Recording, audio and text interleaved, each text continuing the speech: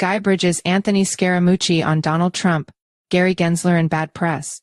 For some reason, the Democrats ceded the crypto regulation to Elizabeth Warren and to Gary Gensler. It's been an unbelievable disaster for them, Scaramucci said in an interview with Jennifer Sanasie. CoinDesk's Jennifer Sanasie interviewed SkyBridge Capital founder Anthony Scaramucci for CoinDesk TV's Spotlight series. Here is the full transcript of the interview. Jennifer Sanasie: Hey, what's going on, everyone? This is CoinDesk's Spotlight series. Our next guest needs no introduction. Former White House Communications Director and SkyBridge Capital founder Anthony Scaramucci joins me now. Welcome to the show, Anthony Scaramucci. Jen, good to be on with you. Thank you for including me. Jennifer Sanasie, it's wonderful to see you again. And I have to ask you, do you hate that after only working in the White House for 11 days, you will forever be introduced as the former White House Communications Director? Anthony Scaramucci. I've been called so much worse than that in my life, Jen. I mean, are you kidding me? It's fine. I mean, it's part of my life. I think you'll find somebody like me. I don't run from any aspect of my life. I own my mistakes. I'm trying to do better today than I did yesterday. And that was 7 years ago. Hard to believe. But again, listen, I got fired for a reason. I mishandled a few things in the White House. The president fired me. He had the right to do that. And we move on. I think it's a lesson for people. Don't hang on things, and if that's part of my legacy, so be it. Jennifer Sanasie, you talk about that a lot in your book, and it's really interesting because I think in today's day and age with social media, there's almost this like anxiety across everyone I talk to. People don't want to get canceled. They don't want to screw up in public because they think it's going to, be a part of who you are forever. And I think you've maneuvered that pretty well. Does that like anxiety, that almost trauma of these events that have been very public come back to you? Or like, how have you worked through that? Because that's a big feat. Anthony Scaramucci. Well, I just wrote a book about this sort of stuff from Wall Street to the White House and back.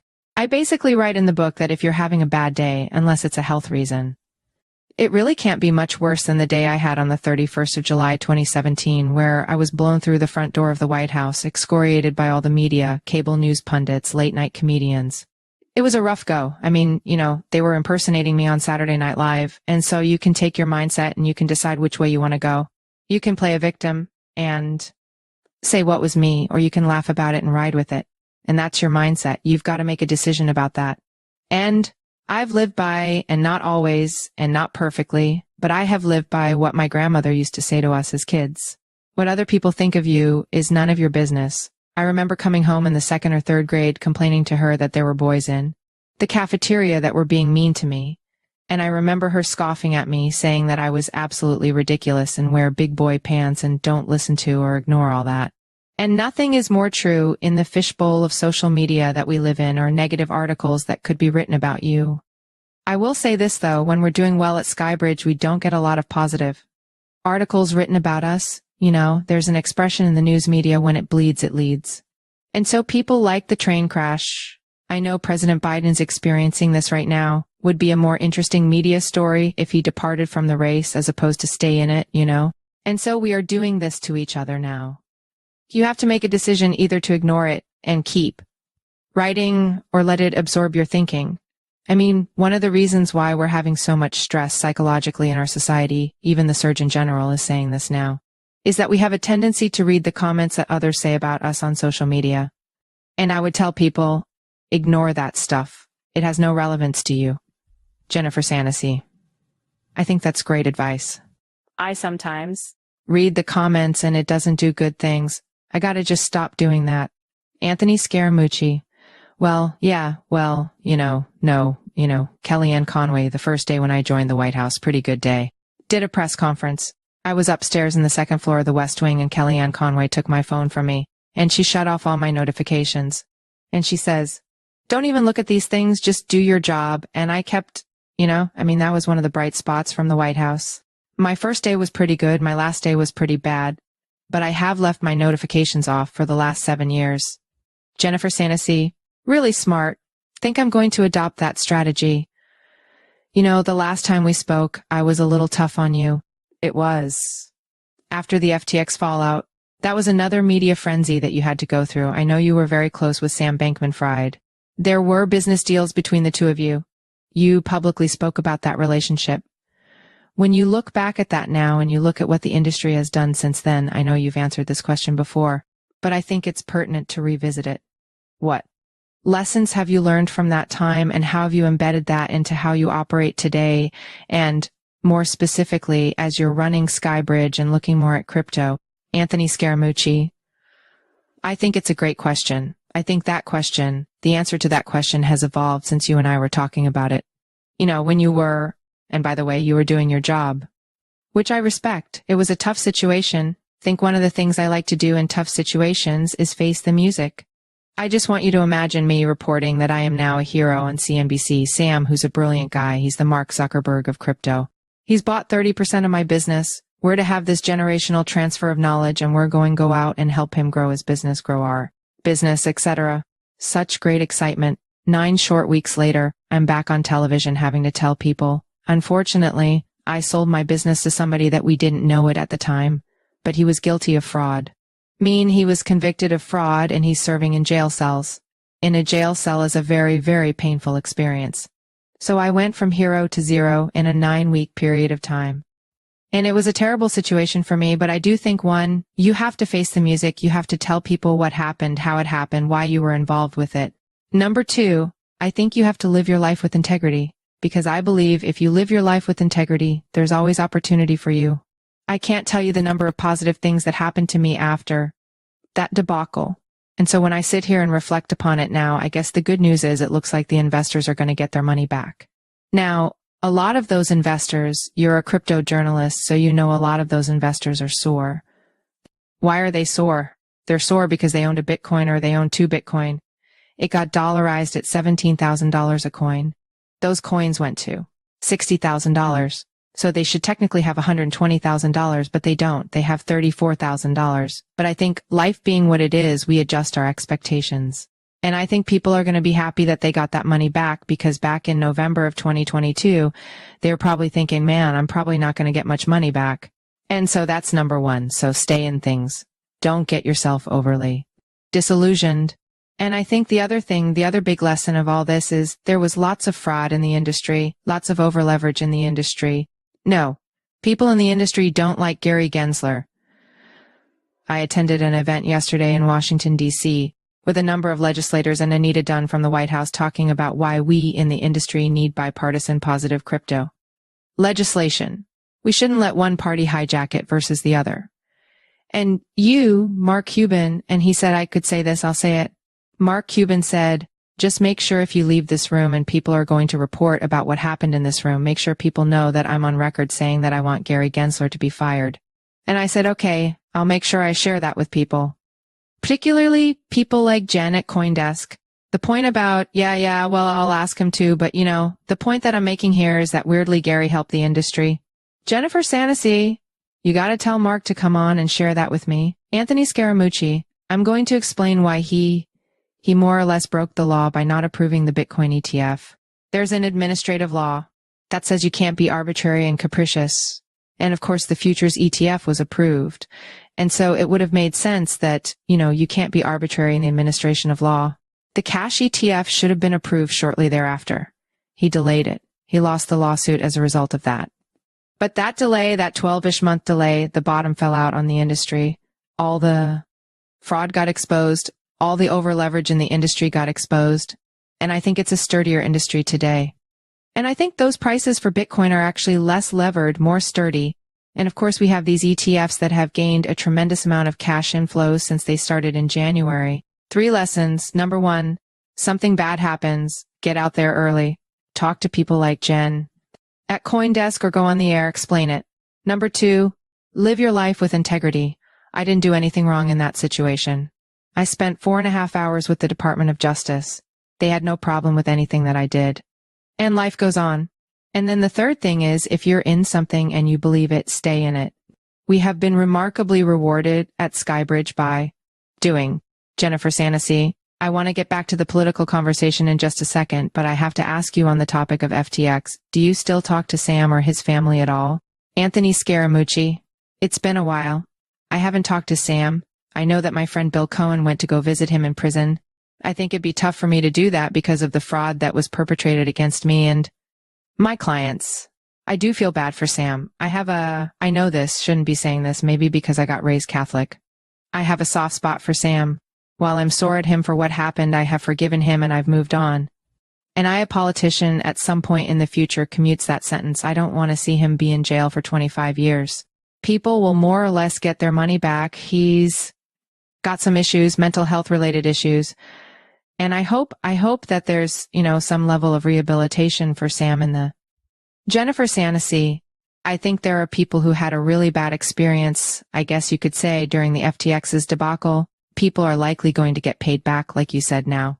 But I think that there are people who went through that experience and feel like, Sam was sentenced. It was a fair sentence. He shouldn't get out. What would you say to those people? Anthony Scaramucci, I understand those people, would say this is why democracies and varying thoughts are so fascinating. You have to work through these, and good democracies are good debate. You're partially displeased and you're partially pleased. I guess what I would say to those people, they're right. And if that's where things go, then that's it. He'll serve typically in a situation like that, you serve the 25 years if you've had good behavior in prison. And so then you'll end up serving 20 of the 25 years. And they're right. And there really is no point of debate. Guess I have found in life that our ability to pardon people, our ability to forgive people is a benefit to us as opposed to not only just them, but as a benefit to us. When I was a kid, the Pope was shot. Before your time. But in 1981, he was shot in St. Peter's Square, was almost mortally wounded. He survived the gunshot wound. They performed emergency surgery on him, and I guess it was a short time thereafter when he felt up to it, he went to the prison and forgave the man that shot him.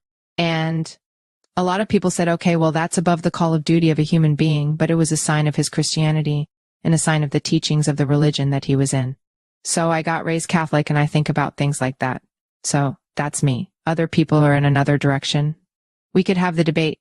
If I lost that debate, what those people are saying is fair, and I would. Except Jennifer Sanasie. Okay, I think that's fair. I want to talk about your former boss now, Donald Trump. We learned that he's going to be speaking at a Bitcoin conference later this month. He's become this crypto-forward candidate. And I want to hear your real thoughts here. You know the guy, you worked for him. Is he being opportunistic? Is there authenticity in what he's saying? Anthony Scaramucci. Okay, yep. You know what? I don't think it matters, whether he's being opportunistic or transactional, which he is those things. I mean, as evidenced by his entire career, I don't think it matters. I think it's been incredibly good for crypto. I think this has been political malpractice on the part of the Democrats. For some reason, they ceded the crypto regulation to Elizabeth Warren and to Gary Gensler. It's been an unbelievable disaster for them. It's President Trump's election to lose now. President Biden has a decent record. He's resorts and manufacturing. He's built up a microprocessor foundry in the United States. He got infrastructure bill done. There's a lot of different things that he did that were beneficial to the country, helped the country heal post-COVID. But they've really lost the plot on a lot of different things. If you can't put sentences together at a debate, if you can't as the President of the United States without a teleprompter, and you can't free-form as you and I are doing in this conversation, I think it's a big negative. Think you're trying to tell people, don't believe your lying eyes. This person is totally together and totally with it. And then let's put them up on stage at age 81 and you see him doddering. I feel actually bad for him. I guess what I would say to President Biden, there are graveyards filled with, Charles Segal once said this, are graveyards filled with men that once thought they were indispensable. They would have been better off ceding to a new generation of Democratic leaders, and then Biden could have rode off in the sunset with a pretty good record. So now they're faced with this very rough decision to make 120 days out from the election. As it relates to Mr. Trump, I am happy that he's pro-crypto. I think if anything, he's pushed the conversation and forced the Democrats to be more open to, and maybe we'll get rid of the Genslers and the Warrens, who have been a disaster for the industry. And I think it's been a disaster as public servants, so, whatever my personal issues are with Mr. Trump, and I certainly won't be voting for him. I'm among the 40 or so people who work for him that see the danger of him, including the former Vice President of the United States that was on the ballot with him. I often say to people, you got 40 people that worked at a pharmaceutical company. They were inside the doors of the pharmaceutical company, and they came out and said, hey, the pill that you're about to take is going to kill you or members of your family. I don't know. Most people probably wouldn't take the pill. Or let's say we all worked at the automotive company. See, the car that we just manufactured is going to blow up. I don't know. For some reason in politics, I have Trumped arrangements in. I mean, somebody called me a never Trumper, Jen. I laughed, said, well, first of all, I was once a Trumper. So you definitionally, I'm not a never Trumper. If you want to say I have Trumped arrangement syndrome, that's fine. But I see myself as having Trump reality syndrome. I see the man for what he is. I see the lack of intellectual curiosity. I see the danger to the democracy. I see these think tanks that are working alongside of him that want to build his transition into the first few years of his presidency as a dystopian. And I'm not a one-issue voter. Now, there are one-issue voters, and I think the Democrats have made a horrific mistake here. They could have been neutral on crypto or positive on crypto, and I think it would have helped them in the election. But if they lose the election, and it's now President Trump's election to lose, but if the Democrats lose the election and they go through the autopsy, one of the things would be, wow, we really mishandled our cryptocurrency and digital asset strategy. And Jennifer Sanasie, well, I would love to hear from you. What do you think it actually means? Polymarket has Trump at a 62% chance of winning the election. If Trump actually wins the election, do we really see any change in the U.S. when it comes to the furthering of crypto legislation and crypto regulation? Or is that something that still drags? Anthony Scaramucci. Well, I think so. No, think him and his team will they'll put a pro-sec, pro-crypto, pro-digital asset SEC commissioner in place. This whole discussion about what is the security and what's a token and all this stuff will go by the wayside. You know, the markets will have a pro-crypto friendly administration. It's no sweat off of Mr. Trump or any of the people working to help this industry. This is a big mistake. No, the Democrats guessed the libs and Warren things. Let me block the industry here in the U.S. Okay, well, the industry is going to grow around you and you're going to lose intellectual capital and capital. Well, there are bad actors in the industry. Okay, there are bad actors in this industry as there are in pharmaceutical, medicine, lawyers. There are bad actors on the planet. So you pick the subject or the profession. There are bad actors engaging in those subjects and profession. The job would have been better served if we got together as a group of people and said, here's what bad actors do. Here's how we could regulate propitiously to prevent bad actions and protect investors. But they don't do that. They're trying to regulate by enforcement. There's no guidelines anywhere. Everybody knows this. And so if we stop doing that, it'll be better for the country and the industry. And if we don't stop doing that, guys like President Trump will get elected because there's 50 million or so people that own crypto. They don't like this nonsense. And a lot of those people could be one-issue voters. Jennifer Sanasie, do you think that Biden should be the Democratic candidate? Anthony Scaramucci. So I've been public on that. I said he should not be. I think it's prima facie that he should not be. And I hope he steps down and I hope they pick a younger, more fresher candidate. If they decide not to do that, I will be with President Biden. I'll try to help him win. And that's it. Because I see President Trump as a danger.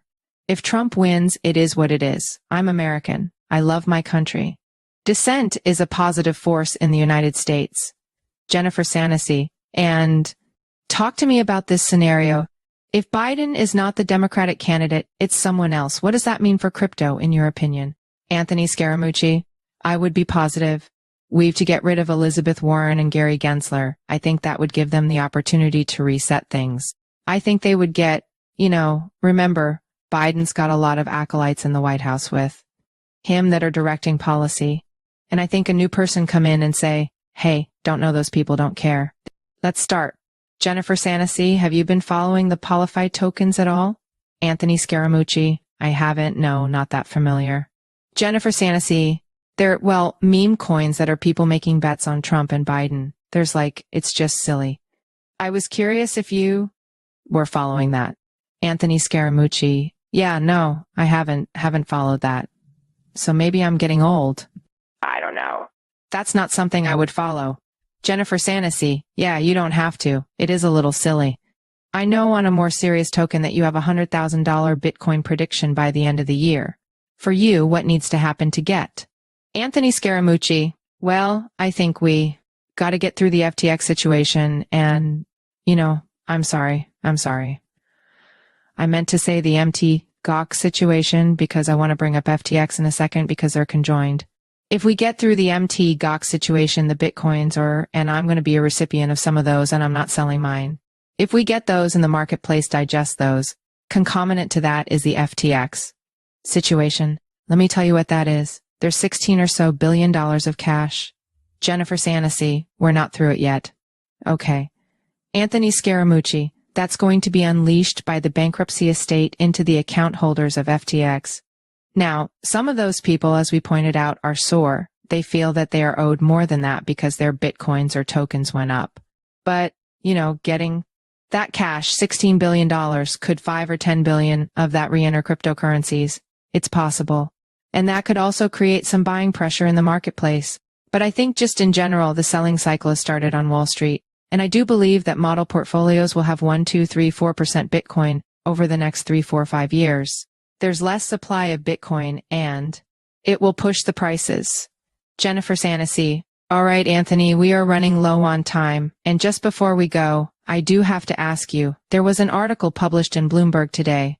It says that you barred clients from exiting SkyBridge Capital's crypto-focused hedge fund. Talk to me about what's going on there.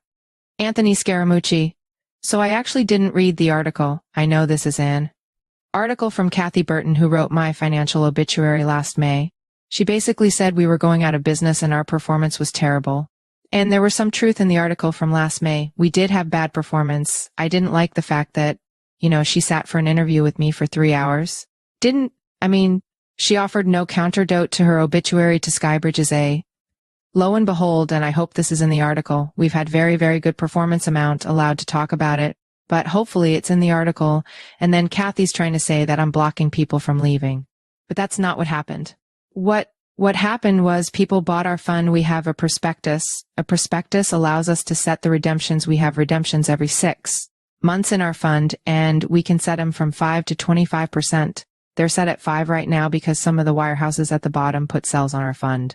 Those wirehouses know that we have private capital in the fund alongside of the liquid capital, and we can't have a rush to the exits of their clients at the detriment of the other clients that are in there. So we have an external board, independent board that sets those redemptions. And so there are some people that are sore at us for living inside of the prospectus and setting the redemptions at 5%. They can still get out, and they are getting out, the ones that want to. But it does protect the integrity of the portfolio. And as a fiduciary, I would ask people to please look at what our performance is. You can figure it out. I can't talk about it, but it's very, very good. And it's very, very good for that reason. If we had let the world turn in a way that was outside of our control, it would have detrimented the clients that wanted to stay with us. And those clients signed a prospectus. They signed an agreement with us, and we are letting them out. We're just letting them out, not as quickly as some would like. And they're complaining to Kathy Burton she doesn't like me for some reason. That's fine. You and I spent the first part of this podcast talking about how you have to deal with that in life and not take it too personally. I would imagine if we're up 40% this year, which is quite possible, she'll probably write another article. Maybe it'll be another negative article. I don't know. But it's something that I can live with. And I've had this conversation with many of our clients, and I would tell people, read the prospectuses of the things that you are investing in very carefully. And SkyBridge is operating inside of the guidelines of that, and we are delivering great performance for our clients. And believe it or not, we're raising money again away from the people that are complaining. Jennifer Sanasie, as a quick follow-up to that, maybe talk to me a little bit about some of the factors that first led to the curtailing of redemption in 2022 and how they have or haven't changed now. Just trying to make sense of the article here because I don't want to discredit her. Anthony Scaramucci, no, when you have a 15-year relationship with the wirehouses and the wirehouses, you have one bad quarter and the wirehouses say, okay, we're done. We want all of our clients out immediately. We're extinguishing our 15-year relationship with you, and you can no longer market to our clients. And we want every one of our clients to redeem immediately, which is what they try to do to these funds. This is why many of my friends in the hedge fund industry are like, Anthony, you made a terrible mistake having wirehouses distribute your product because they're very whimsical about when they pull the plug. And these wirehouses pull the plug at the bottom, Jen. We're up a lot of percent. I'm not allowed to get into the details, but go take a look. These wirehouses sold us here and we are not there anymore. We're way over here. And so we have to defend the portfolio. That's our fiduciary responsibility. And so really nothing has changed. The major thing, people will get out. They'll get out on a timely way. A lot of people. There are also a ton of people. Sure, Kathy did interview these people. But there are tons of those. I think you did that because my clients want to stay in and there's pressure on me to get them out. And you allowed me to show my clients that you guys are actually doing a great job. So there's another group of people that have said that. So really nothing has changed.